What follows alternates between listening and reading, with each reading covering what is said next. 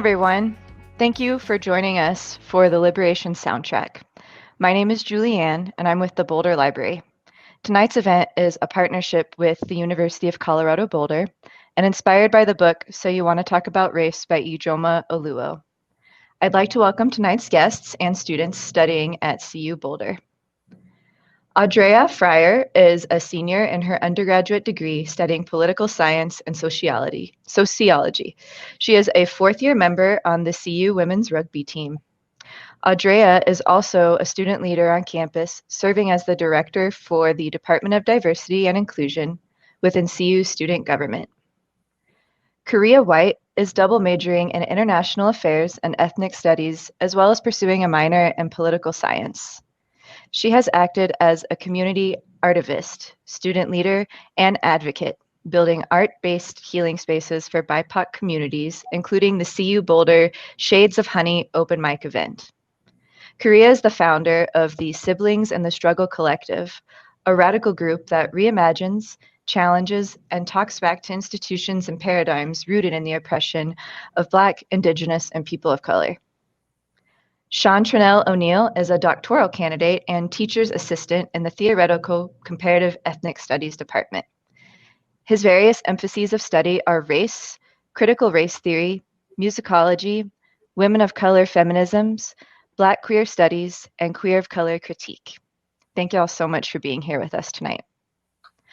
Although we're joining together in the comfort of our own homes, we'd like to acknowledge that the University of Colorado Boulder and the City of Boulder stand on the land of the Arapaho, Cheyenne, and the Ute. I'd like to cover tonight's guidelines for our discussion.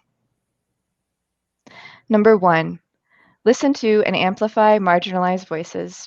If you choose to self-identify as Black, Indigenous, or a person of color, we invite you to put an asterisk before your questions and comments so that we can be sure to give marginalized voices a chance to speak and be heard. Number 2, hold space and give grace. To the best of your ability, we encourage you to ask questions that will lead to your own greater understanding, while also making sure to leave space for others to speak, share, and understand. And number 3, no racist statements or slurs will be tolerated. Now, please join me in a warm virtual welcome of our guests, Audrea Fryar, Karia White, and Shawn Trenell. Everyone, I'm Shawn Trenell. Hello, I'm Audrea Fryar. My pronouns are she, her, hers. I'm Karia White. I use she, her, hers pronouns. Welcome, everyone. We are so excited to share what we have been working on for the last couple of months with you. And now, if you allow me, I would like to lead us in a breathing exercise adapted from Rhonda McGee. That's a professor at the University of San Francisco that teaches mindfulness and stress reduction intervention. Allow yourself to be in a comfortable space, a place where you are safe. Put your hands on the floor if you'd like, just get comfortable. Pause. Take a moment to focus on the sensation of breathing in and out. Breathe in, 1, 2, 3, 4. Hold, 1, 2, 3, 4. Breathe out, 1, 2, 3, 4. Feel the support of the ground beneath you, the nurturance of what is the privilege of breathing in your body. You may close your eyes during this exercise, whatever it is that makes you feel comfortable. Breathe in, 1, 2, 3, 4. Hold, 1, 2, 3, 4. Breathe out, 1, 2, 3, 4. Now call to term the concept of race. Breathe in, 1, 2, 3, 4. Hold, 1, 2, 3, 4. Breathe out, 1, 2, 3, 4. Allow the reactions, thoughts, emotions, bodily sensations inside you to come to the surface. What images, moments, snapshots are coming up for you? What is race? What does that term mean? Breathe in, 1, 2, 3, 4. Hold. 1, 2, 3, 4. Breathe out. 1, 2, 3, 4. What feelings are arising in you? We are becoming observers of our thoughts. Breathe in. 1, 2, 3, 4.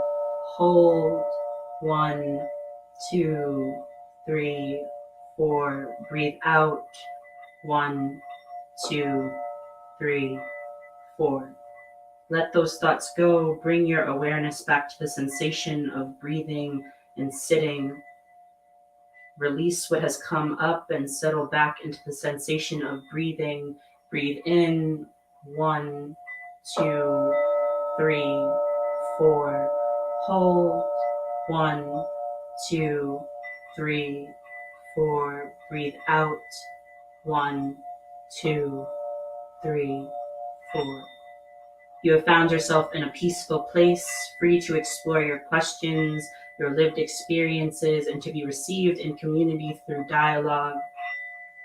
As we go back into this last breathing cycle, sense into your appreciation for the part of you that has the motivation, the will to be with your experiences in the ways that make the world a better place and safe for all.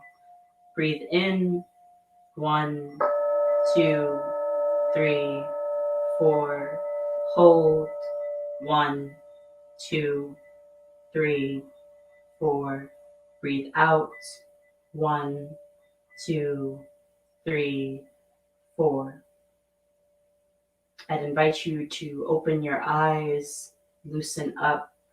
Welcome back and welcome to the Liberation Soundtrack.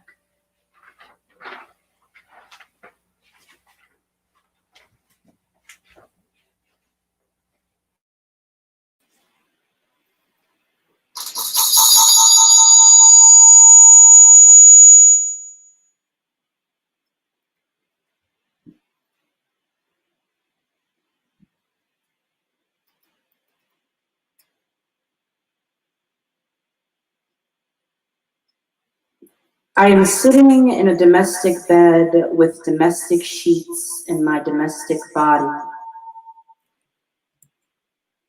And I am laying in a blood dubbed foreign by the eyes of an embodied Pangea. Forever foreigner is embodied through this. Before I learned what the panopticon was, I thought roads were just roads and ships were just ships, tunneling their way into honey meringue walls, and I was sleeping with the truth. But when I turned to my side and white clouds slither out like stale Bourbon Street during Mardi Gras, and this pink polo is stained with spit spun into gold, I understand what it is not truth.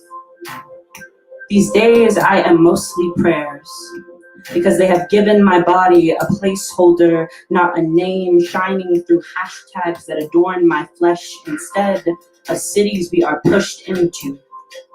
Native sons to the gospel, we pin our feet to the weebling oak branches in my cousin's tree on 147th Street in Harlem. Letting the blood run down percentages that are dubbed pedigree, I find the termites who hide in the ringlets of age. How you convince textbooks there were no colored cameras. We are mutilating the monarchs, trapping bees in bottles, and screaming, it has always been this way. When did it get this way? Where do the deaths come from, as if we have not set out entire militias to hunt their bodies and have transformed them into amosexuals that ride around in red and blue, as if policing is not the originator of gangsterism, as if these institutions are not the trap, finding new metallic cages to rally feet into solitary confinement, pulling them from schools. Do you hear the children cry? As the history of human zoos and prodigy wake from their bones, the trauma is encoded in the genes. A great, great, great, grandmother is whispering through the voice of Yamaya, traversing the bones of the Atlantic to her children now, to run before their imagined whistles turn graveyard and unrecognizable babies. Closing your eyes increases the intensity of beams projected into fetal position. These days, I am having an affair with light. I must say it is the most beautiful way to experience the dark. Shadows peeking from behind the monsteras and shoveled altars. Our eyes are cleaving into mountains, producing coverage, and I have to admit, the summers are much too long to hold that many bodies. And it's much too hot to have that many eyes on you. Mahogany bundles are born from the rivers of Egypt with their eyes watching God. They go home as a car adjudicates their humanity, how they should have been in suits. Before their hands no crawl or their feet no run, if they did not want to die. I am watching you watch Genesis, trying to kill your mother and tiny elders. We are breeding horses and not humanity. I am urging you to close your swollen eyes. Our history is surveillance. Our bodies surveilled. A baton becomes executioner. A knee is another laser. Our schools become practice. Our roads become blueprints. Our fingers become prophets pointing home. When did it get this way? Has it always been this way? No. Once in a dream, I was free for a moment, engulfed by the sun, but I heard the chain gang coming. Slipped back into a semicolon. Now shadows become the brightest period for a history that is refusing to rewrite what is known, what has yet to be imagined. Surveillance is our history. Surveilled is the body.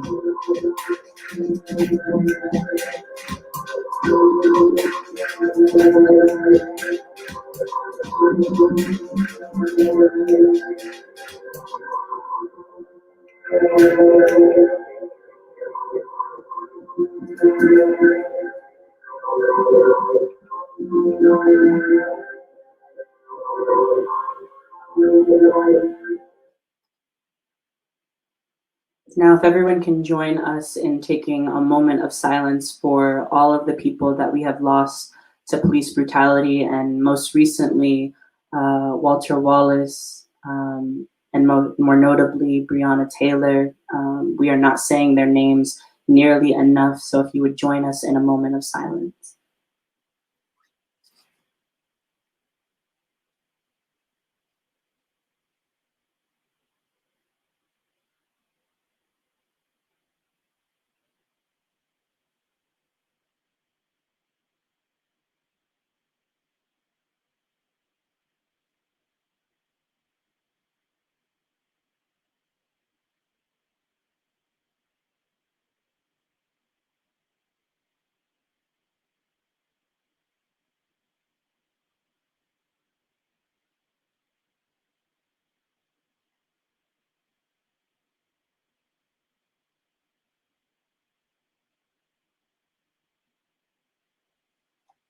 Thank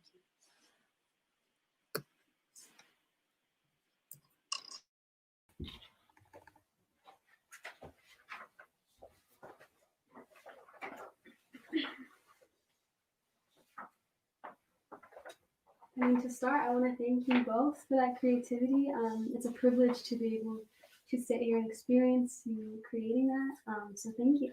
Thank you. And Karia, I think, you created that piece based off of the themes that we pulled out of Ijeoma's book, which is essentially surveillance of Black and brown bodies, police brutality. And in the beginning, you mentioned something that I think really spoke to her chapter 6, which is about, is police brutality really about race?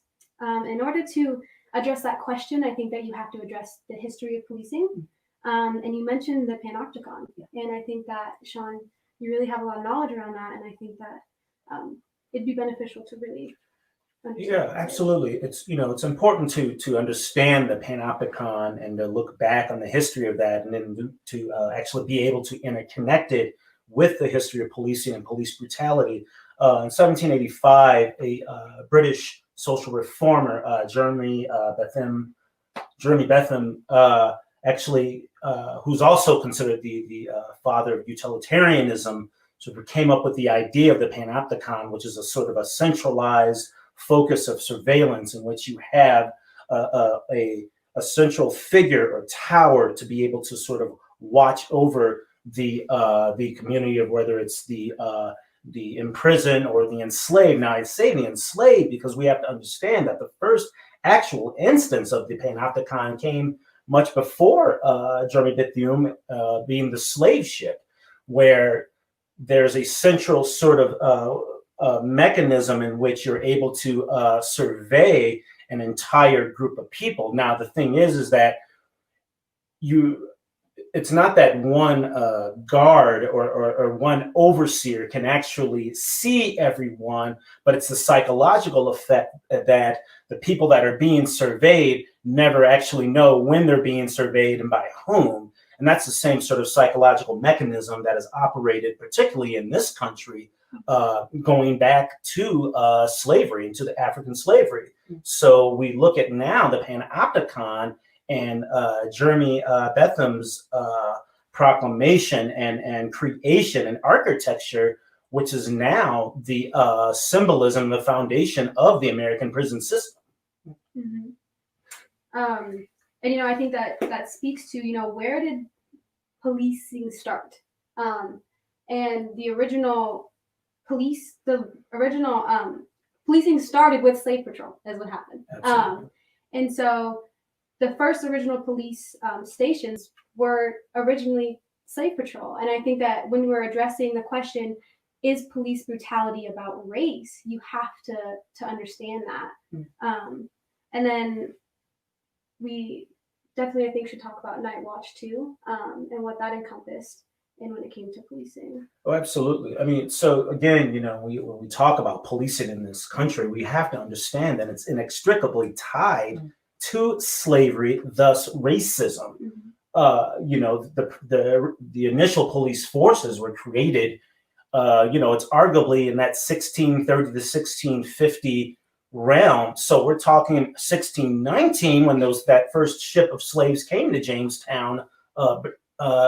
We have to think that soon after that, we already were putting in place an organized system of surveillance that first came off of the slave ship, and now it's being organized in the land of North America.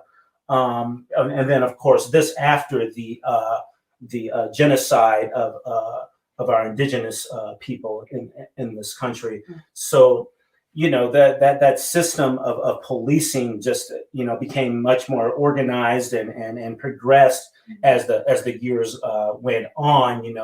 Then we get into the early period of the 19th century, where then the Ku Klux Klan and those types of organizations sort of came up out of that original system of policing in this country. Night watching, as Audrea pointed out, that whole idea of putting out a community of men of white European descent to sort of operationally survey anything that was going on after dark, and particularly looking for the movements of the Black and brown body. Yeah, something that I think that we speak to a lot when we talk about surveillance, whether it be explicitly or in other covert terms, is we don't have policing without surveillance, and the basic premise of surveillance is social control. And so we have to look at who are we trying to control. It's a very specific demographic of people, and so when we say just do we have good cops? Well, we just went through the history of policing as an institution and what it's rooted in. And so I have a father that is a police officer, and yes, there are good people that are cops in many instances, but it's almost oxymoronic to put those two terms together, because policing was never intended to keep communities of color safe. It was intended to keep them surveilled. Yeah. No, definitely. Absolutely. So, and going off that, Karia, the way that Ijeoma captures this in chapter 6 is really, really important to look at, because now we're bringing it into a contemporary model that's based off of 100 years of policing and being centered in something as simple as an automobile, of the fact that now the automobile, the fact that Black folk driving at night, connecting to the whole system of the night watching, is now that center of surveillance for us. It's not even us walking out out in public and being in the street, but the automobile, the car, has become another one of those epicenters of surveillance in the way that the slave ship was, so on and so forth. So I think Ijeoma in chapter 6 captures that very, very well, talking about when her and her cousins, right, were driving down the highway, and that fear and that contention that many of us experience on a daily basis. I'm at the point now in my life as a person of African descent that I won't drive my car at night anymore, and that's too bad. But it's just one of the ways that I've decided to sort of pull myself out of at least one of those systems of surveillance that we can't ever seem to escape. Yeah. And I think that speaks to this quote on page 91, where she said, "Police force was not created to serve Black Americans. It was created to police Black Americans and serve white Americans." And that spoke volumes to me. I think that too often times when people of color get in interactions with police officers, everyone always asks, well, did something happen? Did something happen? And I think that you have to recognize that regardless if a blatant act of racism happened, you have to validate just that anxiety that comes along with that. And I think that's really important. And Ijeoma definitely speaks to that. And I think that you have to recognize, like, the relationship between police officers and communities of color has always been a contentious, violent relationship. And so you have to be understanding and knowing that even if something didn't happen, just the anxiety of being in that space. Yeah, I think both of y'all brought up a point of what we're seeing more prevalently now is the concept of driving while Black, now walking while Black, now going to church while Black. And it's sad that we can, have a continuum of just all of these different spaces, which is what surveillance really operates off, is like the control of space, who is allowed, who is entitled to space, and then what scope and scale are they allowed. But it's also important to realize that it doesn't just operate off of this one stratum. There's multiple levels. It's like a hierarchy when you live in a hierarchical system. So everything kind of operates off of a hierarchy. But for Black women and femmes specifically, it's not only just that racial component. It's also that gendered and sexual violence that we don't talk about. I know for me, this Breonna Taylor case hit home. I can't say that I have had a restful night's sleep since March when it happened. And that's sad. I'm constantly worried about, okay, which lens am I going to approach today? And the reality of it is I'm not just Black, or I'm not just a woman. I am a Black woman.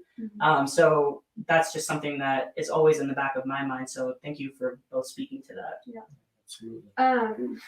And I think then we have to raise the question, do y'all believe that these systems can be reformed? Can policing be reformed? Is there any saving grace for policing? Or is it just a few bad apples? Yeah, if I can just speak really quickly, I think even reform at this point is the wrong word to even be using. We're talking about systematic transformation, which involves a complete deconstructing of the systems that have been in place for hundreds of years that obviously aren't working for many of us. They're working for some folks. They're working for, without a doubt, middle class, upper middle class, wealthy white folk of European descent.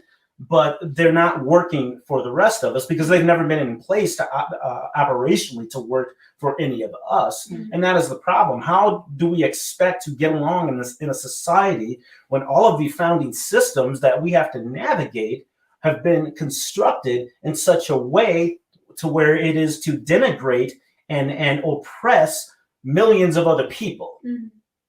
I mean, this is what we're seeing right now. This is what we've been seeing for hundreds of years. I mean, yeah, we went from the slave ship, then we went to convict leasing, we went to chain gangs. Now, I mean, now we're looking at the prison industrial complex that is completely rooting out generations of Black, Latinx, Indigenous Americans. And so to reform something like that, that's been working for other people for several hundred years, I think is sort of a kind of a weak term. We need more than reform. We need systematic transformation. No, definitely. Yeah. I always laugh when I hear the question of, is it just a few bad apples? When the roots are tainted, you can't produce anything good. And so this summer, obviously, we saw the mass uprisings just across the nation. And I have to be quite honest with you. When I saw people marching out in the street with the police, I had a visceral reaction to that because I was shot in the back with a rubber bullet this summer, going out to the more violent protests when it first had started. And, you have like a week later, people, doing the Cupid shuffle with the police. And I had to say, I have to be honest with y'all.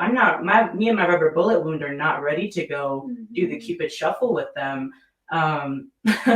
So yes, I agree that reform is much too soft a term when we talk about these kind of things, because when we see the ways in which it has been pervasive in all of these different forms, our media is police. Like what kind of media are kids consuming now? Even our language. Absolutely. Like we have an entire metamorphosis of what language has been. It's no longer the N-word, it's criminal. And so when we say, oh, we need law enforcement to take care of criminals, I want y'all to sit down and focus on, close your eyes for a second. When you think of criminal, what kind of person comes to your mind? And understand that that's very systematic. That's very, it's rooted in something, and they want you to think of people a certain way, and we get different images. And so when we talk about reform, I got to be honest, I don't think that that's enough. No, it's not enough. And I love that you use the term criminal, because and what the face of criminality has always been, particularly in this country, when yet the majority of the criminality that's executed in this country has been by the highest forms of government, our judiciary systems, our executive systems, so on and so forth. But that's never the poster child for criminality. It is always the Black and brown face that is the poster for criminality. When how is it that people that are so disempowered and so powerless able to execute all of this criminality that I just don't see it, when we don't own anything, we don't have anything, we've never been given the opportunity to construct generational wealth in order to own corporations, in order to own shipping companies, in order to own planes, So you really have to start really critically thinking about what is it, who is it that's the criminal? And which ways it's making its way into other institutions. It's not just, the precinct. Like that's not what we're only talking about. No. It's, the judicial system. It's the school to prison pipeline now is what we're seeing, the school to detention pipeline for, just other groups and folks. It's a lot deeper than what is being portrayed, and there's a reason for that. Yeah. So. Well, that's a great transition into this next topic. So in chapter 8 of Ijeoma's book, she talks about the school to prison pipeline. And I think the biggest thing that we pulled from that was the policing of Black youth. And Ijeoma talks about her 8-year-old son and having to sit down and have the talk with him. And I'm sure you all know what the talk is, our recent presidential candidate debate. We talked about the talk. And so I think for us, what we want to talk about the policing of Black youth, and her having to talk with her son and having to let him know, hey, you cannot go outside in your front yard and play with your white stepbrother with Nerf guns, because there's a chance that a police can see you and see you as a criminal and not as a kid. And so I think that for what I wanted to give Shawn the time to talk about, your experience with the talk. And I think that I chose you just because as a Black male, you are the central target of policing. And just speak to how that made you feel as a kid and that stripping away of innocence as a Black child and having to come to terms with the ugliness and the privileges and the issues that you do not have the privilege to be kept from. Yeah. Well, first of all, I want to thank Ijeoma and the way that she constructed this book and the way that it builds upon these various topics that many in this country don't ever have to consider having to navigate or discuss. When we talk about the talk, well, as Black youth, as brown youth, you know, at some point in time, you're going to have that discussion. When we say the talk, we're not talking about the birds and the bees necessarily either. What we're talking about is, in my own experience, is being sat down by your mother and grandmother, and in my case, or various uncles, and being taught at a very, very early age that you're operating in a society that was not at all designed for your ascendancy, that you're operating in a society that is designed to either have you killed, have you in prison, or have you on drugs by the time you're 18 years old. And that's real talk. We see that happening all over our cities and towns in this country. We've been watching that for many, many years. You watch the crack cocaine. Well, first you saw the heroin. I'm a child of the 70s. So first you saw the heroin being put into the neighborhoods. And then you saw something sort of changing in the attitude of the neighborhood come the early 1980s. Well, that was the crack cocaine epidemic, you know. I mean, where do these drugs come from? Once again, when we don't have the generational wealth to own planes and boats to ship that stuff into our country, somebody's bringing it in here. And somebody's pushing it into our neighborhoods. And the CIA was investigated for that. Absolutely. And they were connected to guerrilla armies who were connected to the transportation of crack cocaine. And that just, it blows my mind because, you know, media had always made it to where it seemed like Black communities just came up with this stuff themselves. You had the imagery of, you know, the Black mom on crack, the crack baby, and the gangster dad, and they built this false narrative of, you know, what Blackness is, and that allowed the nation to shift into this ideology that like Black is the problem. Isn't it sad though that we have a manifestation of the talk, like the fact that young boys and young girls cannot just go out and play with Nerf guns, something that police officers should be trained to recognize is a toy because they normally have those orange caps on. I'm not sure how many people are familiar with like firearms, but Tamir Rice lost his not only his youth but his life at 12 years old. I just think it's really interesting for white kids. A different narrative is reserved for their youth and innocence, and what we're seeing with this administration even is like, oh, we just reduce it to locker room talk, or boys will be boys, when in actuality, for Black children and brown children, that is not the case. They don't get to just be boys, or they don't get to just be girls. It's a narrative of they're fast for young girls. I know my mom, she's probably at home laughing right now. Don't be fast, but you know, it's different. It's very different, and youth's innocence is stripped away, and the ways in which we funnel them into different areas that we want to see them, like you were talking about, dead on drugs or in jail, and we systematically funnel them. Systemically, excuse me. And it's been set up in our public school system as one of the main funnels of that. And again, Chapter 8, the school to prison pipeline.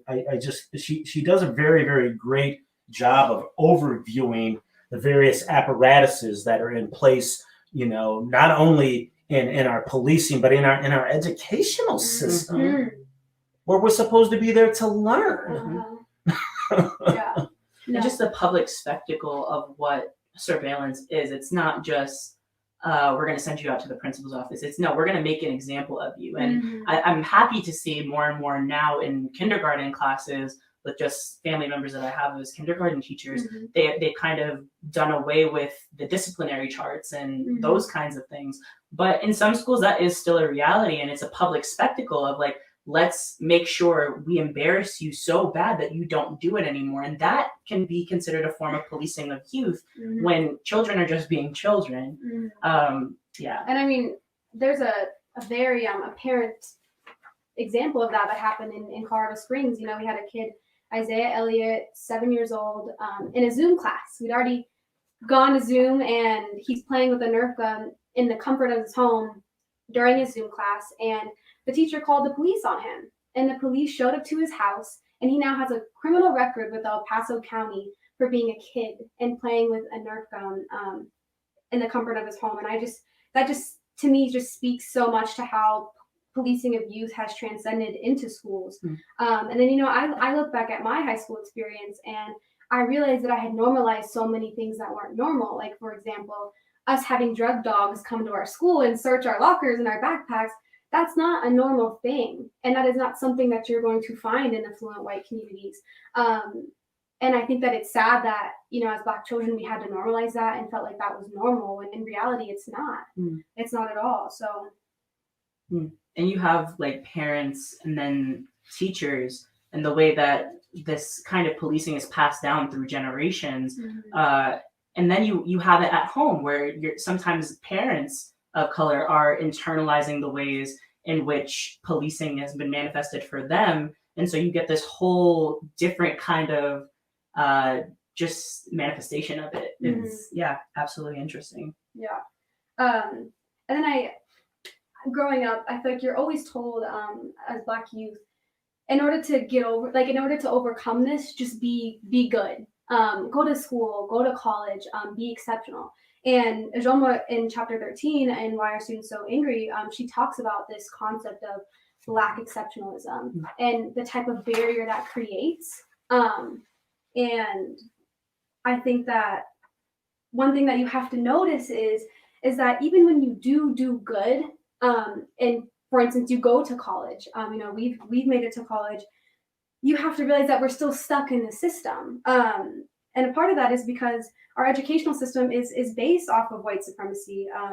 And it vets kids to be a part of a system that oppresses them. And that's something that Ijeoma brings up. Yeah, I feel like you have two options. You either go to college or actually three options. You either go to college and you are, the academic side, or you go to college and you're this athletic side, or, you're SOL. And it's interesting to see the ways in which, depending on which area you've been funneled into, how differently you're commodified. Absolutely. And I like that, Audrea, that you mentioned the exceptionalism, because that's something that permeates all of our existences as Black folk, particularly that we're not recognized for just being people, for just surviving. We have to achieve these levels and events of greatness, in the realm of an Oprah Winfrey or a Michael Jordan or someone. Well, that's absolutely ridiculous, because who's achieving that sort of thing? But we're expected to be that way in order to be seen. It's not enough that we're just working and trying to feed our families and just surviving day to day, like many white folks in this country are just able to do, without having to always be pushed into either achieving this exceptionalism, and if you don't achieve that exceptionalism, then you're a criminal. And those are kind of the choices we have. And not to mention, like, we are being brought up in a white supremacist institution since preschool, sometimes preschools, but most often K through 12, and how damaging that can be to a young Black and brown person, where it's like, why am I not succeeding, or why am I not being this exceptional student in the ways in which a white supremacist institution never expected me to even be here and sit with you and to learn. No, and I think what was really hard for me was, in high school, you're only taught about the Black token people of the civil rights movement. You're not taught about Black sociologists, Black political science, Black people in academia. So then it kind of paints this picture of like who you are and where you can go. And it's like, okay, I can be an activist, or I could throw a football, or, you know, I can be exceptional in sports. Like, it doesn't craft you in this way for you to see yourself successful in college. You don't learn about that. And I mean, me and Karia were talking about it. Like, the only book by a Black author we were ever prompted to read was one book. And that was Their Eyes Are Watching God. And, you know, we talked about how even coming to college, and the only way to take a class to actually learn about our history, you know, we $50,000 in debt for that. And that's what it took for us to learn that. And just the damage that does on yourself, I think is really, really hard. And people don't realize that. Absolutely. The irony of all of that, too, particularly with our educational system, is white students aren't really learning anything either. Because if white students aren't learning Black history, Latinx history, Indigenous history, then they're not learning their own history. Isn't that interesting to think about? Yeah. So they're not even given an opportunity to engage in themselves either. Yeah, it's very interesting. Whenever I go home, my mom's like, you go to college and you got your little degree. Now you think you know everything. I think that's like a theme when I go home. But I always, you know, laugh and kind of clap back a little bit. I'm like, I'm not a product of my institution, because those institutions were not meant to hold me, to support me. And CU Boulder, like, hate to say it, is one of those institutions. And so I will wholeheartedly say I am not a product of the institution of CU Boulder. I am a product of the people that I have come in contact with at CU Boulder. So shout out to like the Ethnic Studies Department and School of Education actually being invested in their students' education and radical liberation. But again, tokenization is that byproduct of surveillance. And in order to surveil others, you have to single them out. And that's something that we see at CU is, yeah, we're not going to give you any resources to navigate this space that we brought you into, try to get you all these diversity initiatives to kind of bring you in, but we're going to put you on a pamphlet. We're going to put you on the front and center of diversity. Not to mention we have to write a diversity essay to get into CU, but you're hard pressed to find it. Yeah.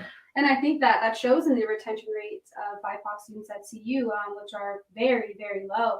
And a lot of people don't consider the institutionalized barriers of low-income BIPOC students coming to CU. I mean, it starts with the credit system. It starts with you having this obligation to be a full-time student in order to receive the maximum amount of financial aid. But at the same time, you know, you're supporting yourself. So you don't have time to go work. And then it's like, what do? You're trying to juggle school, you're trying to juggle work and to take care of your necessities. And not to mention, CU doesn't have programs really to help with low-income students. Like, for example, we just implemented the first food security program.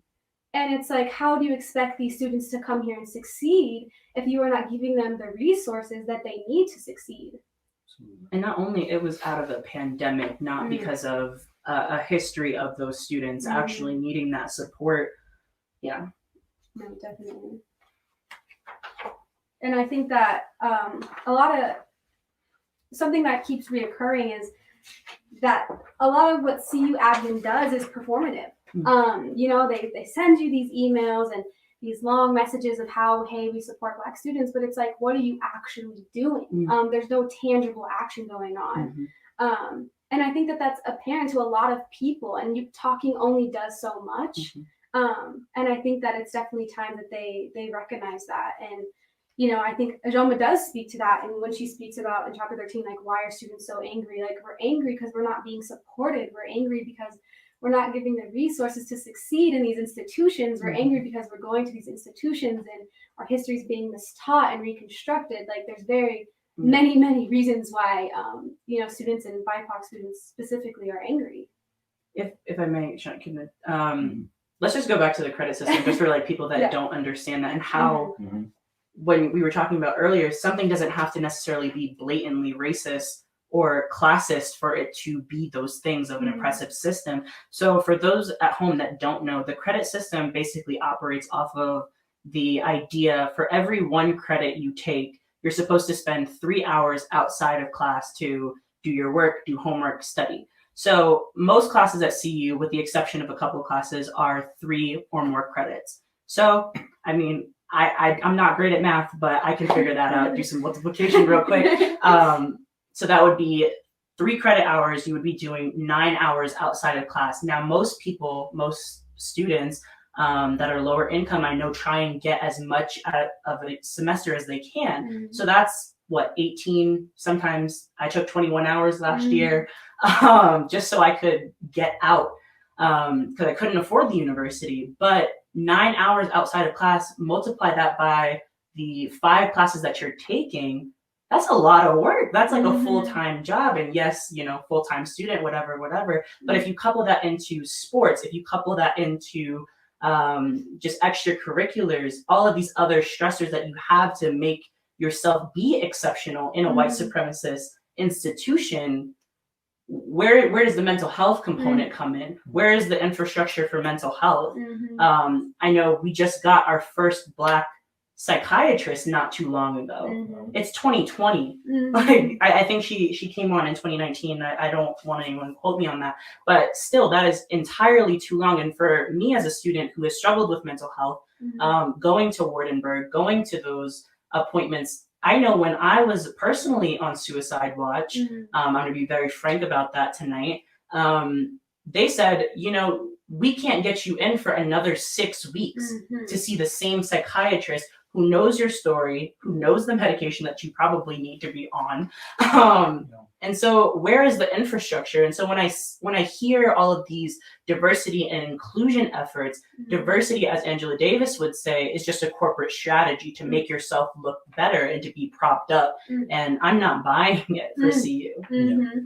And I think that they have been getting a lot of heat on that. And, you know, with the anxieties of COVID, the racial anxieties that are going on right now, and for CU to put out a statement saying, you know, we're investing $1.8 million into mental health resources, and then to say that they're only adding on 13 counselors within the next 4 years. And something I need you all to understand is the wait list for mental health resources at CU is very long. And for them to only add 13 counselors for 33,000 kids, how is that adequate? Like, how is that addressing the issue? And, you know, I mean, created some. Yeah, can we break this down real quick? We did some research. And for them to only donate or to invest $1.8 million into mental health, since we've been at CU, they've done $290 million in renovations, building renovations. It's a nice bridge. I have to give it to them. It's a really, really nice bridge. But then to go off that, 142 million of that was used on an athletics complex. So quite literally half of the budget for the rest of accommodations made was just one specific group and demographic on campus. And if we look into the exploitation of that specific group, I think 80% of the athletic teams, especially football, is Black students. You can't tell me that you're providing adequate resources and everything else for them when only 1.8 million goes to 13 new counselors. And no. And I think that, you know, that's where that whole divest to invest has come into play. You know, you're investing in all of these things, but you're not investing in the most vulnerable communities who you are, you know, frankly, performatively so worried about, but, you know, you're not investing in them in any way, shape, or form. And I think that, you know, those numbers right there definitely speak to that, and they make that very clear. Wow. I'm in awe because, as usual, these two have done their work, and I'm happy they've gotten the time on this platform, first of all, to engage with such an important book. And the reason this book is so amazing, because it's just, you know, often a lot of the materials we read at this level of academia are just drenched in academic jargon, theoretical jargon, if you will, and it makes it very, very difficult to translate to particularly our communities or a lot of communities. So what's important about this book, how it's written in a very conversational method, and it just makes it very, very simple for anyone to to quickly get engaged with what she's talking about. And then, you bring in two of you to take it into a deeper framework of analysis, and particularly tying it into our own educational experiences. Your own educational experiences is so important. Well, I think it's about time to transition into our ending performance. Okay.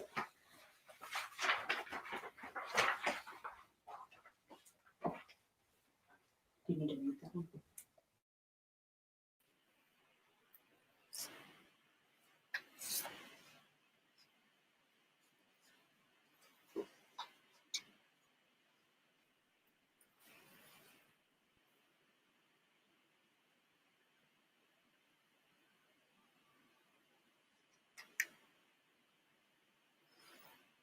Breonna Taylor, Breonna Taylor, Breonna Taylor. I have heard I am tired for the last time from snowflakes who have never known Georgia heat, have only run down Cap Hill one time, who have never been kissed by a rubber bullet or seen the stoic indifference of being hunted. Being prey for this long calls for adaptation. You would never ask a flower to grow roots in the sand. We are taking the sustenance we bring to the other plants, not vengefully, but fragile, like bombs and fire cannons breathing down the neck of Bannock Street. I tell the healers to make no remedies for the self-proclaimed comrades.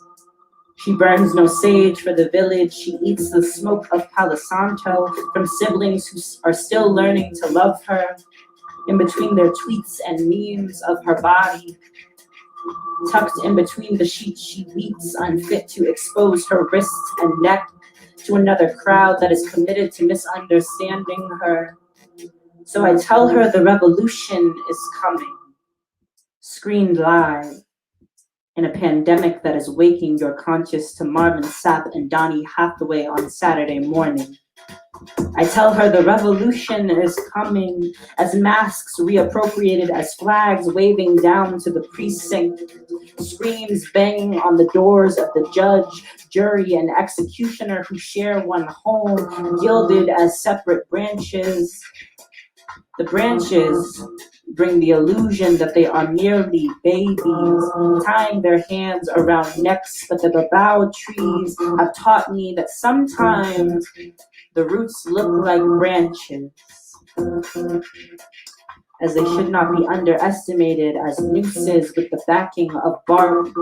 They are strong enough to hold you. I tell her the revolution is coming. As she grows quiet, realizing they are leaving, marching towards their toilet paper forts. There has never been a better time for a revolution. To say all the names, to march under the humdrum of Air Force One, to learn the beat of chants in your chest. Can you feel it? But they are leaving with the stories of tear gas to run tell the people how they saved us. I am urging you to learn the deepest form of an apology. Rip out your gilded gardens and reallocate your water from your front yard to the mothers of space, birthers of chopped wood. I am christening my daughter in the buses where her grandmother whispered. May her voice ride and ride under the hums of the ancestors. May Sunday hold her, for this too is the revolution found in a bottle up against a gun. They are bringing guns to slapbox matches. All summer long, I decided to go on, and the clouds parted sublime. Now I'm running out of time.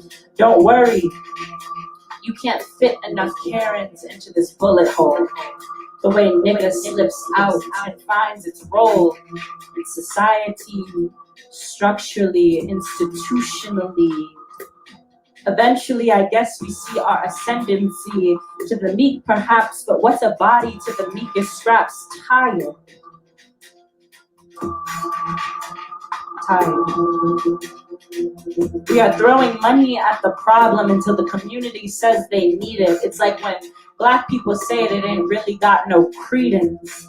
So I am taking back my healers, my visionaries, my revolution until silverfish learn to jump out the water for the teeth that cling to the swallowed eyes of their brother, until the salmon sees the bass as their siblings and the rushing minnows as their mother. Revisits the belly that existed before we pick the parts of the animal that will be disappeared, and we move to the chants ushered in at the end. A Black man hands me a mic as if I didn't provide the sound and our indigenous sisters didn't provide the land that we stand on to say Asada's chant. It is our duty to fight for our freedom. It is our duty to win. We must love each other and support each other. We have nothing to lose but our chains. And we move to all kinds of questions. Sometimes we as Black women say, wow, what is going to happen to us? I mean, are we loved? Are we really unloved? And you do a poem that simply be saying, Black women chant. Sonia Sanchez. We parade down Montgomery Ave with new feathers peacocking to pews, tiny hands grasping Sunday nines, Holy Ghost manifesting lives in organs, summoning their spirits. We play with toys out in the streets. Orange caps are just Fanta bottles and signifiers of adulthood surrender. Wallets don't summon sirens. A hairbrush just brings waves with the Black boys' imaginations. The skirts of young girls stay down, filling the space of the world, not bullets filling out their body before they fill out themselves. Before we call the Black girls fast, not realizing they are running from what was never created for them, trying to learn a body we will never let them see. Be fast, young girl. Godspeed. And we stand still to all kinds of answers in the years till sometimes we as God say, wow, look at what we have created in the blood. And you speak that simply be echoing, Black women stand. The revolution has always been here. Grand morning to the days I dress in Black for your years of what you thought America was. America has never been great. Grand rising to what it can be. Welcome to the revolution. Breonna Taylor, Breonna Taylor, Breonna Taylor.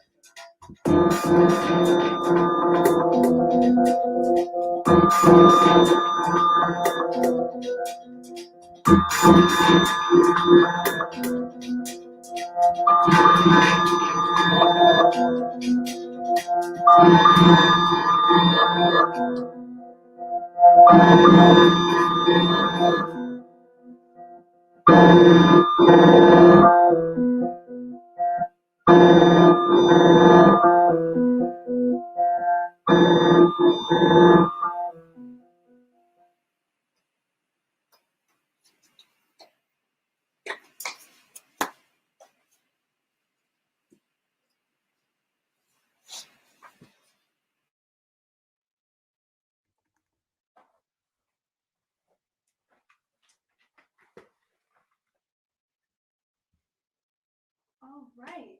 Wow. Yeah, that's fun. Wow. I mean, individually, you two are amazing artists, and you put y'all together. Chef's kiss. We gotta take a second to digest.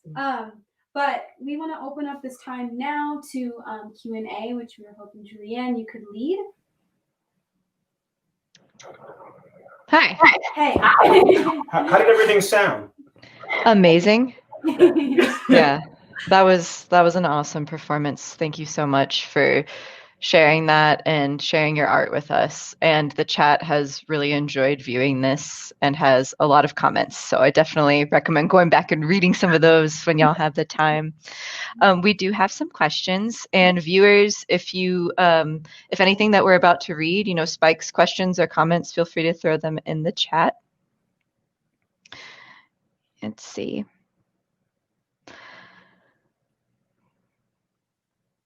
So we wanted to know, how is CU actively amplifying marginalized voices? Ooh. I think the question is, are they? Yeah, so I can't give credit to CU as a university for amplifying Black voices. It's the people, it's the students, it's the grad students, it's the faculty that are amplifying Black voices. We're amplifying our own voices, as we always have. So I'm not going to give credit where credit isn't due. The administration, I think, is doing very little to amplify voices that are already in operation of amplifying themselves. It's students such as Karia and Audrea, and I mean, I can go on and go on and go on all day and all night with the names of many, many others. The Department of Ethnic Studies, Kalonji Nzinga, the Department of Education. I mean, we're amplifying our voices. I'm not going to give that credit to CU Boulder as an institution.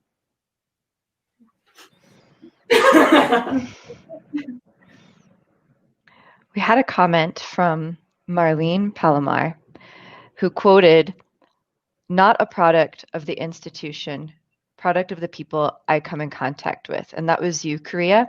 Yeah. We were wondering if you could elaborate on that for us. Right. So that's just something I've been saying for all of my time at CU, because the institution has done very little to support me as a Black student, as a Black female student. I am here by the grace of my peers, by the grace of my colleagues, like all of these different people that I find.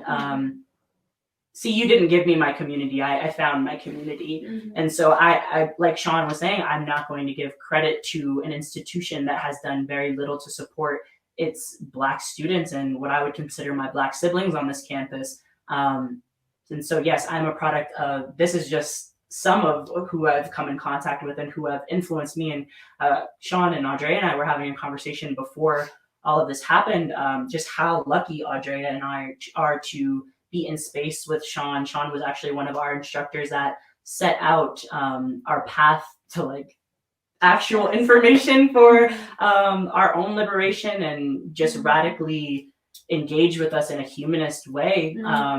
And so, yes, I am a product of those people, not the institution. Yeah. And I think that, I mean, for me, Shawn, to be where he was at and as educated as he was, like, to be kind of that role model for me is like, hey, like, you are Black, but you can succeed in this institution that's honestly built against you. So thanks, Shawn. We have another question from a viewer. Which Black resistors, abolishers, or healers are currently inspiring you in your everyday lives? And we can start with Karia and just go backwards. Sure. I have been so incredibly blessed to meet my political family this summer. Some of the healers that are in community right now are Asetu Shango, Lady Speech, Sankofa.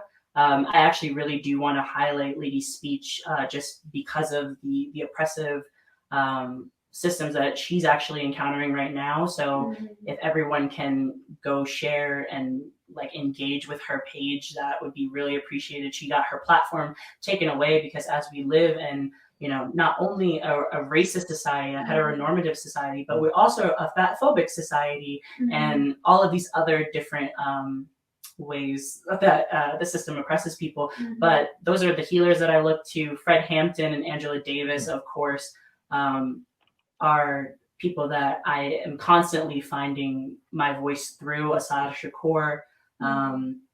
Yeah, I could go on and on, but I'll yield it to Audrea.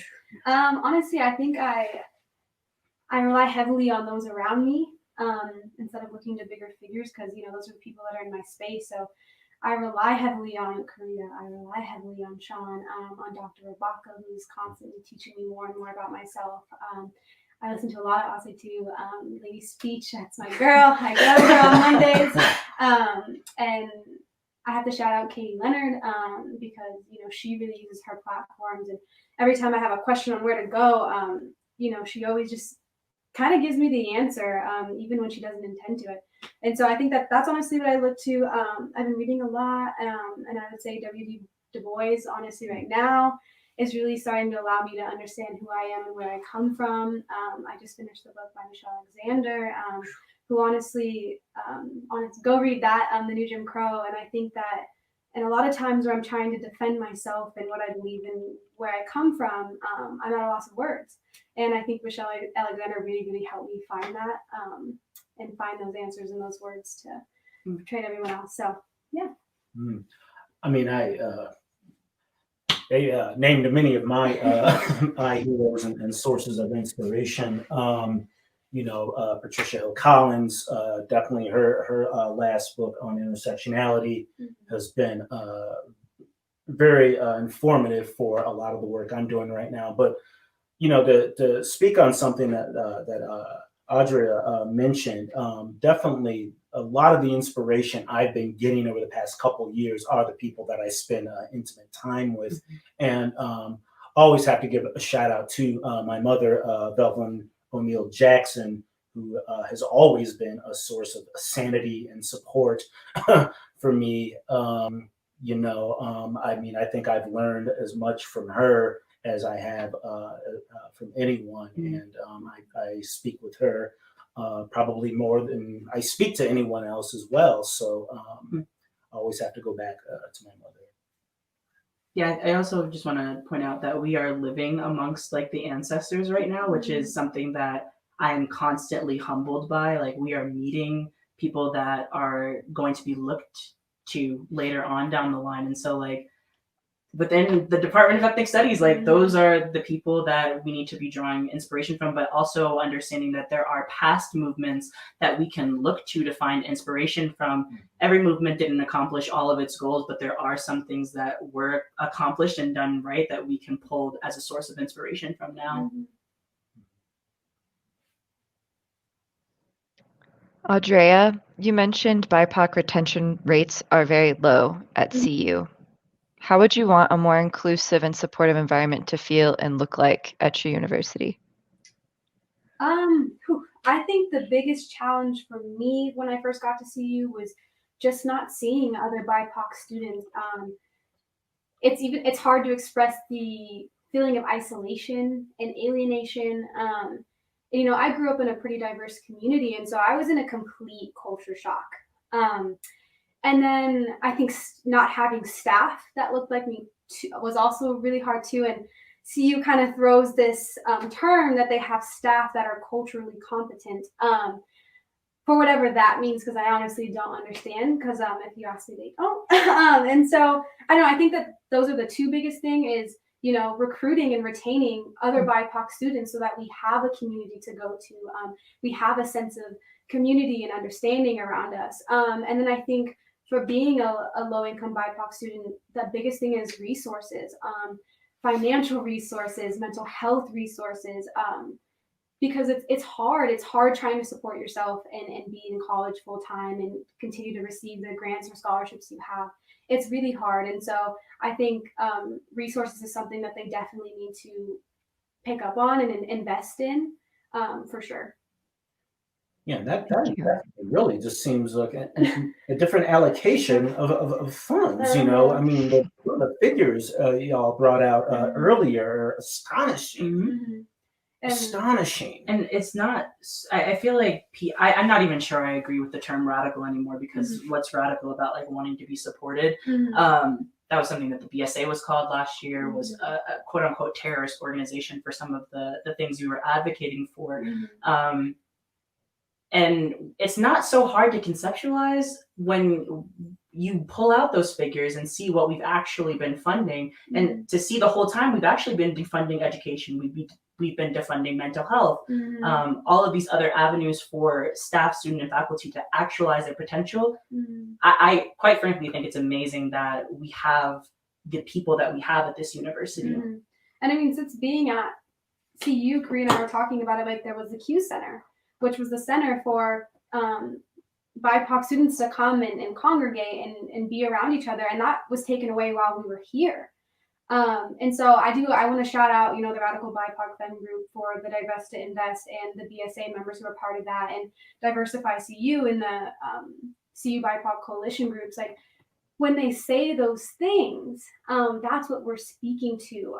Since we've been there, they have divested from BIPOC communities in those ways. They have taken away that space, and like speaking on our ethics studies department, like they're extremely underfunded. And those are, for Karia and I, like we said, like that department itself was the one thing that honestly kept us going. And so I think that, they have to honestly address those things. Thank you. We have another question from the audience, our virtual audience. So Katie F. would like to know, and each of you can take turns answering this one. How do you see racial justice work at CU influencing the city of Boulder itself? Mm-hmm. And I think that, racial justice work on behalf of the students, obviously not the university, but and influencing the city of Boulder. I mean, Karia herself, she's an amazing organizer, and she's led a lot of that. And so one thing I think that brings up for me is, all of these BIPOC students who are leading not only CU and in the work towards racial justice, but the Boulder community are doing this and are not compensated for it, And so I think that that's something that's big too, is they've put this burden of trying to figure out racial issues on campus and within Boulder. And, we're not paid for it. And we're already spreading ourselves thin with just trying to make it. And that's something that I think needs to be noticed too. But yeah, that question brings up a visceral response for the visceral reaction. Just from being on the BSA, I'm no longer on the BSA executive team, but I was for an entire calendar year. And I'm sure a lot of people watching at home know about the racial incident that happened at Boulder, the racist incident that happened at Boulder, multiple instances actually. But just the burden that was put on student leaders to carry that racial work. Shout out to the exec team from last year for scrubbing legislative documents when we have no formal lawyer or attorney training. That was something that was incredible. And then to go into meetings with administration and to see that, nobody's read this document for 7 to 9 years, that's unacceptable. When students can go through and scrub documents, find loopholes in ways that we're not actually supporting students, I think, quite frankly, it's amazing to see just how much this administration makes to not know their information. Because I know I've said this to Shawn and Audrea jokingly before, but if I don't know my information, if I can't tell you the origin of something, I don't get my degree, I don't pass my tests. So this double standard of what people have to be educated about is amazing. But it is that student burden that's placed on student leaders. And you can say that it doesn't need to be done. That was something that was definitely brought up in meetings last year, where it was like, focus on your studies. How can I focus on my studies when there's this general overlap between all of these different avenues? My experience in Boulder has been very, very different from Audrea's and Karia's, in the way that I don't live in Boulder. I live in Denver. We're sitting here in a Denver basement in my home right now. And I had the advantage of coming into CU Boulder as a grad student, as a PhD student in ethnic studies. So I walked into this very welcoming, supportive community and faculty. And I've also had this it's been advantageous for me to, I come to the department, do my work, hop on the bus, and I come back to Denver. But the one thing I do understand and realize is that, Boulder, Colorado is a microcosm of America, particularly in terms of the neoliberalist sort of framework that seems to be generating and perpetuating in Boulder. Since the college seems to be sort of an epicenter of the town, yeah, well, it's very important, I think, then for the two to sort of be converging and interconnecting in a way to where they both have to be simultaneously deconstructing a lot of these problematic systems that we've been talking about tonight. So I don't think it's really one affecting the other. It's just like the Boulder as a town and CU Boulder as a college need to at some point converge and really start doing some self-evaluation as to what kind of town they actually are, hence what kind of university it actually is. Mm-hmm. Let's see. Okay, we have another question from our audience. So Ruth said, "So true, Karia. How can we focus on our studies when there are no resources to support that path?" That was just kind of a statement, but I just wanted to share that too. Shout But out. if you, What's up? When we're talking about, those BIPOC students that are, spreading themselves thin and really going out of their way to address these type of things, Ruth is at the head of that. Mm-hmm. And she definitely should be recognized for the stuff that she's done and those demands that she wrote up for the university. And took a lot of people did it, but it took a lot of time, and for those not to even be heard, not to be taken seriously. Mm-hmm. It's a testament to how Black women and femmes are again pushed by the wayside for their contributions, not even their contributions, their leadership. Frankly, the university doesn't deserve the Black women and femmes that it has here, a good majority of them. And yeah, y'all can get mad at me. Just spell my name.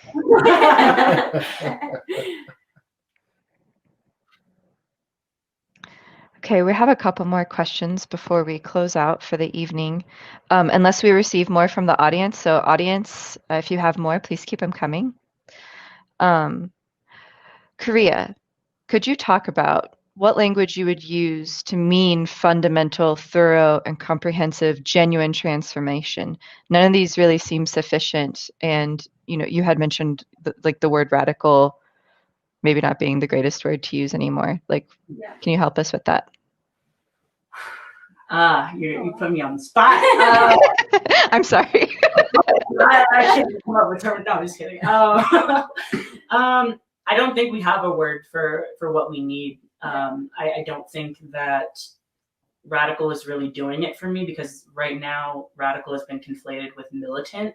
And in a sense, yeah, we do need radical change, but I don't necessarily think it's the way that the university has conceptualized it, has presented it, has demonized its students of color and student activists.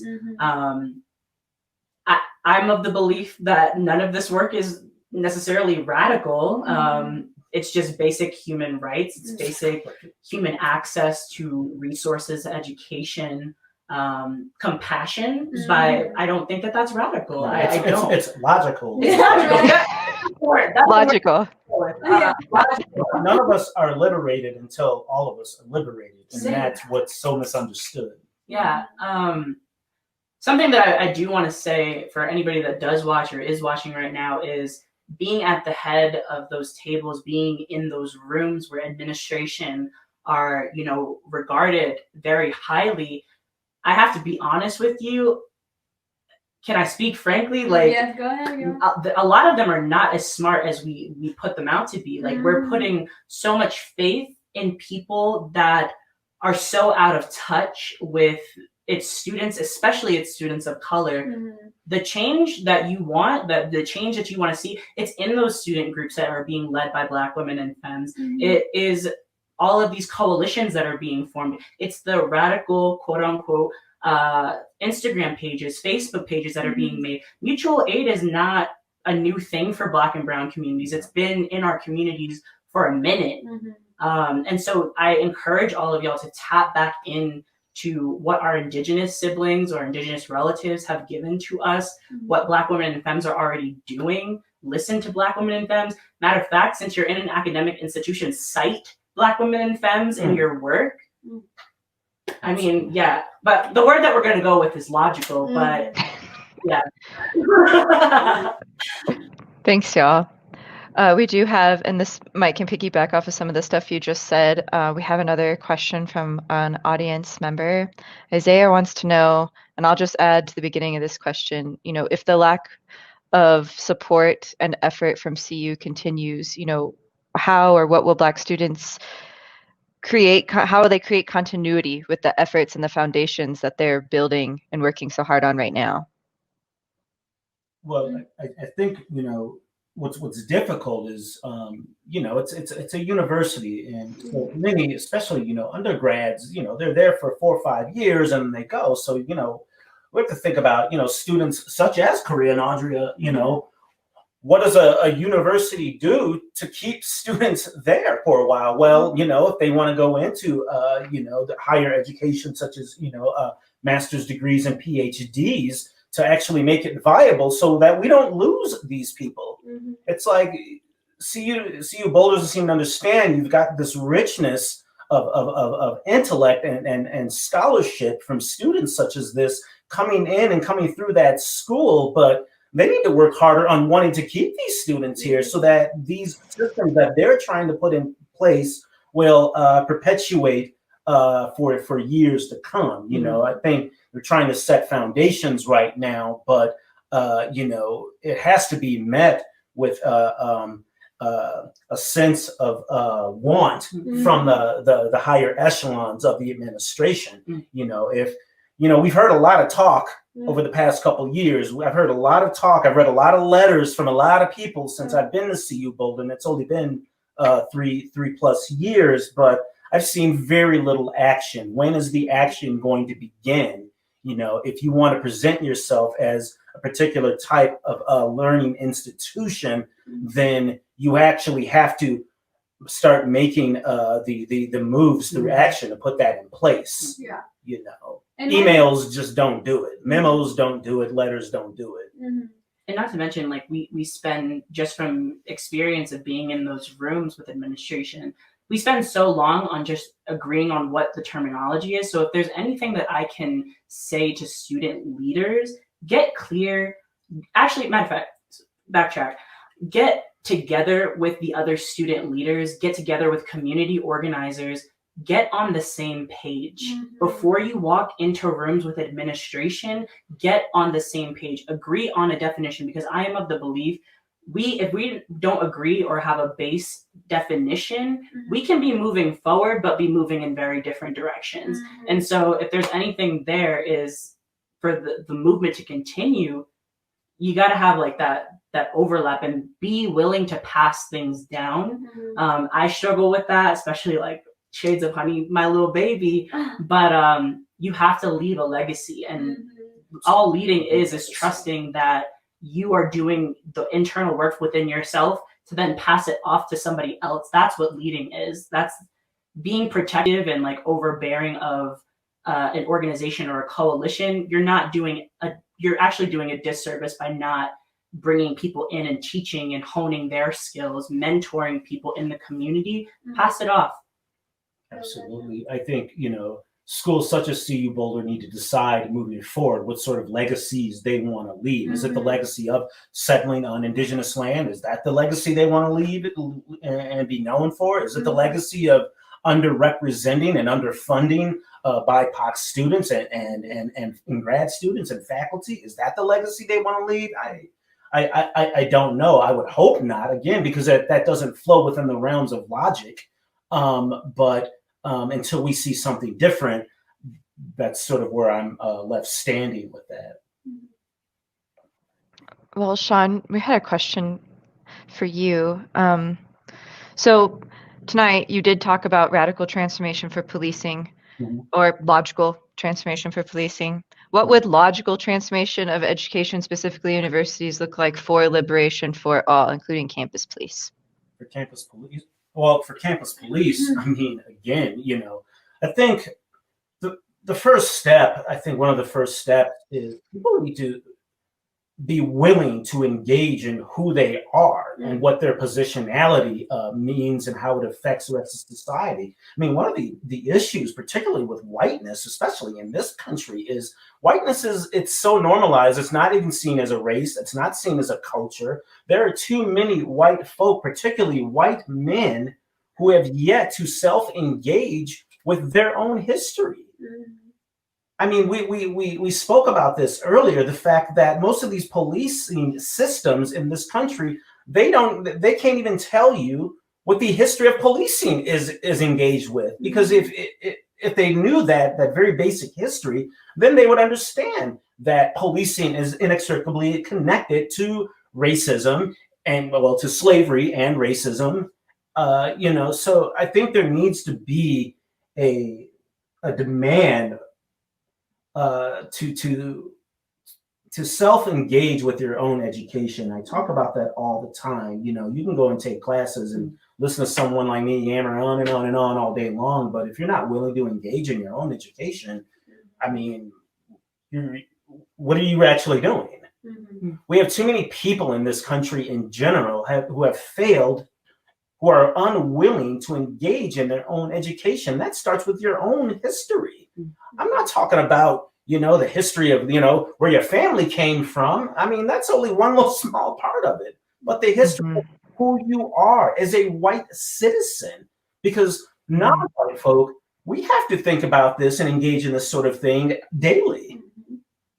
And that's the difference. That's the dichotomy there. So I think, as a start, because this isn't something we're going to fix now. We're talking 400 years of back catalog work that a lot of people got to do.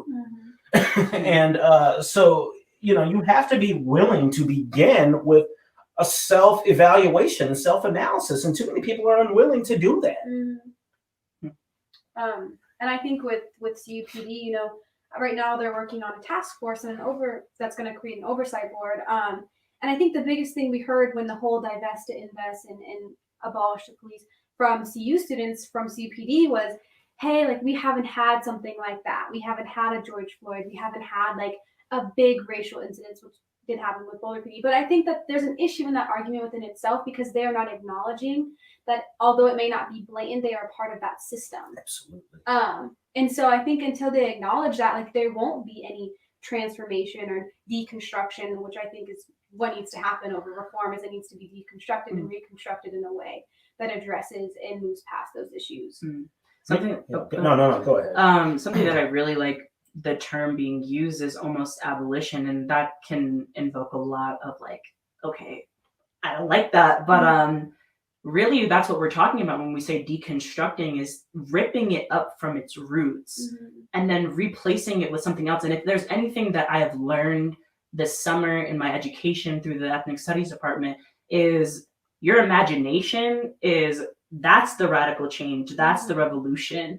Something that is really sticking with me is like K through 12, we're not taught to critically think anymore. It's a regurgitation of information being taught to you, but that translates into, higher education, that translates into these other institutions. And so when we say it's always been this way, quite frankly, that speaks to our education systems as institutions, because why are we not teaching people to radically reimagine what all of this can look like? It doesn't always have to be this way. In fact, that's one of the most dangerous phrases that we have. All of this sounds familiar because I remember hearing Asetu Jango specifically address this and talk about this at length in our One Book, One Boulder kickoff video. So for those of you watching, if you haven't watched that yet, it's definitely covered well. Our last question of the night is for all three of you. And so you talked about the lack of support and how CU and other forms of higher education reinforce white supremacy. What are your thoughts about the CU Diversity Inclusion Summit? And what would it look like to truly amplify marginalized voices for logical transformation? So you can just answer the first part of that question. What are your thoughts about the CU Diversity Inclusion Summit? I mean, we talked about this right before. We enjoyed that glimpse in time. And I want to say that because although it does bring a lot of good stuff and it starts a lot of good conversations, those conversations need to be happening more than those once a semester. And so, yes, those are awesome. And shout out to everybody that put those together. They do serve a big purpose, but that needs to be happening more. And it shouldn't be this one celebrated moment of like, oh, okay, let's dedicate this one day to that, or these 3 days to that. So yeah, I think it's awesome, but I think that, that just needs to be happening on a day-to-day basis. So, and thank you for saying that, Audrea, because what needs to be understood is that the work that folks such as us do it's a lifelong work. It's not an event or a moment. I mean, we live this, we embody this. This is our lives daily. So I find it hard when other people can't see that type of toil that this can often be, and also the celebration of it as well. But yeah, absolutely, we can't expect to put on an event to change a structure. Absolutely. I have I do enjoy the Diversity and Inclusion Summit. I do have as everyone should have, if you're critically engaging with things, you should have things that can be done better, or things that you would like to see done better. And something that I find really interesting, again, with my experience, has been the burden on students, but then kind of ciphering and marginalizing them in the conversation. So being in those rooms, you understand that they will have you there for the sake of having you there, just in the room, to say, yeah, we had student leaders and student voices input, but that's not something that I really see during the conference. I would really like to see them tap into the community organizers, the community student leaders, activists, artists, Black Art Saves Lives, and to include them in those efforts. But also, I would like to see it maybe not happen like by semester. How would you say, like both semesters? Yeah. Like making it a focal point of one semester and make it really good. Not just like thrown together, not, you bring a smorgasbord of people together for panels. The Conference on World Affairs is a singular event on campus. And again, I speak from experience from working on that committee, the student committee for that. That is a single event that happens in April. And it is phenomenal. The effort that goes into it is just out of this world. The coordination that happens between all of these different panels and breakdowns of demographics. You have health, you have public policy, and Blackness, brownness, and indigeneity is not a monolith. And so we have to be willing to break things down and engage with them on different levels. There's Black art, there's Black music, there's indigenous roots, restorative justice, transformative justice, all of these different systems. And so we have to be willing to engage with it beyond what we're taught to see Blackness, brownness, and indigeneity as. Thanks, y'all. We're coming to the close of our presentation. So I really did enjoy all of this, and I think our viewers really enjoyed it. Please, please, please go look at the chat and look at all the great things everyone said about y'all when you have a chance. On behalf of the Boulder Public Library and the Boulder Library Foundation, we truly want to thank you for being here, for sharing your emotions, your art, all of these facts and also opinions that we might not be aware of otherwise. So I really thank y'all for being here. Audrea, Karia, and Shawn. Huge shout out to the Boulder Library Foundation for making this event and many of our other events possible. We hope y'all all have a really great night. Thank you. Thanks, everyone. Bye. Appreciate it.